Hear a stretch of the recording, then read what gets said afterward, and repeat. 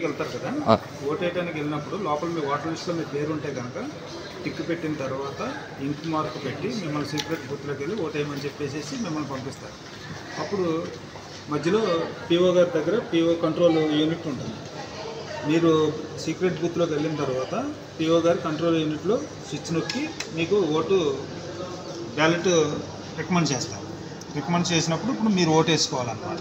దీనికి ఏదో ఒకటి ఓటు వేస్తే ఈ ఒక హెచ్కి వేసామనుకోండి, ఈ ఓటు వెంటనే వీవీప్యాట్లో మీరు వేసిన ఓటు ఆ హెచ్గా పడిందా, ప్రింట్ అయిందా లేదా అన్నది చూసుకోవచ్చు. మనం వేసిన ఓటు మనం వేసిన పార్టీకి పడిందా లేదా అన్నది మనం కన్ఫర్మేషన్ చేసుకుని ఒక 7 సెకండ్స్ తర్వాత అది కట్ అయ్యి కింద వీవీప్యాట్లో స్టోర్ అవుతుంది. స్టోర్ అయిన తర్వాత బజర్ మోగుతుంది. ఇది ఏంటంటే మనం వేసిన ఓటు అదే మనం దేనికైతే వేసుకున్నామో దానికే పడిందా లేదా కన్ఫర్మేషన్. ఓకే, అంటే డిస్ప్లే అవుతుంది మాట. డిస్ప్లే